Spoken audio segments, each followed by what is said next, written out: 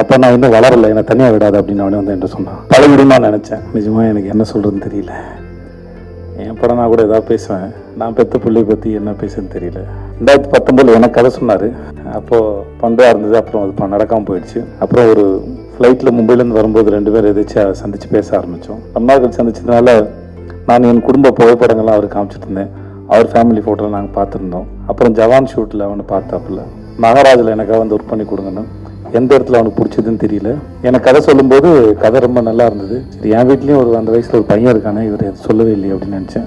சரி, ஓகே அப்படின்னு விட்டு நான் அப்புறம் செட்டில் வச்சு தான் சொன்னார், உங்கள் பையன் கரெக்டாக இருப்பான்னு நினைக்கிறேன்னு. எனக்கு ஒரு மாதிரி சந்தோஷமும் இருந்தது, ஆனால் பயமும் இருந்தது. ஏன்னா அது அவன் எப்படி பண்ண போகிறானோ, இல்லை அப்போ தான் காலேஜ் படிச்சுட்டு நான் அப்போ தான் சேர்ந்துருந்தேன். இப்போ எதுவாக இருந்தாலும் எனக்கு என் பையனுடைய முடிவுகளை அவனே எடுக்கணும் தான் நான் விரும்பினேன். நான் அது இன்னும் அவருக்கு ஒரு முறை 14 வயசு இருக்கும்போது சின்பாத் படம் அடிக்கும்போது ஏர்போர்ட்டில் அப்போ இடத்துல அவனையே பழக விட்டேன். அவனே வந்து சொன்னான், அப்போ நான் இன்னும் வளரலை, என்னை தனியாக விடாது அப்படின்னு அவனே வந்து என்கிட்ட சொன்னான். இல்லைடா, அது பழகிடுமா நினச்சேன். ஏன்னா எங்கள் அப்பாவை நான் அப்படி தான் வளர்த்தாரு. ஸோ அதனால் அது ஹெரிட்டேஜாக வர ப்ராப்ளம் நினைக்கிறேன். நான் இந்த விஷயத்தை அவனே ஹேண்டில் பண்ணுவான்னு நினச்சேன். ஸோ அவனும் கதை கேட்டான், மாஸ்டர் சொன்னாங்க, ரொம்ப பிடிச்சிருக்காங்க. இப்படி தான் அது ஆரம்பிச்சது. மற்றபடி அதுக்கப்புறம் நாங்கள் 2 பேரும் எதுவும் படத்தை பற்றி பெருசாக பேசிக்கல. ஏன்னா நிறையா பிறந்தது நிறையா பேசியிருக்கோம், வாழ்க்கையை பற்றி பேசியிருக்கோம், படிப்பை பற்றி பேசியிருக்கோம்,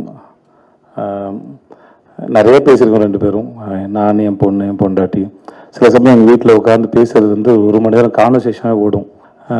என்னுடைய நான் நடித்த வேலை பார்த்த அனுபவங்களை உட்காந்து வீட்டில் பேசுவேன். நான் சில சமயம் வந்து சில சீன் பண்ணது, அதோட எக்ஸ்பீரியன்ஸ் ரொம்ப நல்லாயிருக்கும், ஒரு ஐடியா வந்தது நல்லாயிருக்கும். அது நான் என் குழந்தைங்களோட பகிர்ந்துக்க ஆசைப்படுவேன். ஏன்னா என் தொழில் சினிமா தான், நாங்கள் தான் வேலை பார்க்குறேன். ஸோ அதனால் என் தொழிலோட அனுபவங்களை எப்படி இந்த மூளை இயங்குச்சு, எப்படி வேலை பார்த்தேன், மற்றவங்க எப்படி வேலை செய்கிறாங்க, இந்த மனித மனமும் இந்த மூளையும் எப்படி சிந்திக்குது அப்படிங்கிறது வந்து நான் என் தொழில்நுட்பம் தான் சொல்லிக் கொடுக்க முடியும். மோஸ்ட்லி அப்படி தான் சொல்லிக் கொடுக்கறது இல்லை, அது டிஸ்கஷனாக இருக்கும். சொல்லுவேன் நானும், எனக்கு பொண்டாட்டி பிள்ளைங்க இருக்குது, வேலை இருக்குது, கடன் சுமைகள் இருக்குது, அப்புறம் பாதுகாப்பு சார்ந்து நிறையா சிந்திக்க வேண்டியது இருக்குது. ஆனால் குழந்தைங்களா இருக்க உங்களுக்கு எந்த பாரமும் இல்லை. அதனால் நான் பேசுகிற கருத்துக்களை கேட்டு உங்களுக்கு ஏதாவது கருத்து இருந்தால் கூட என்கிட்ட பகிர்ந்துக்கோங்க, அது எனக்கும் உதவியாக இருக்கணும் அப்படின்னு ஒரு ஜனநாயக முறையில் தான் டிஸ்கஷன் இருக்கும் மோஸ்ட்லி.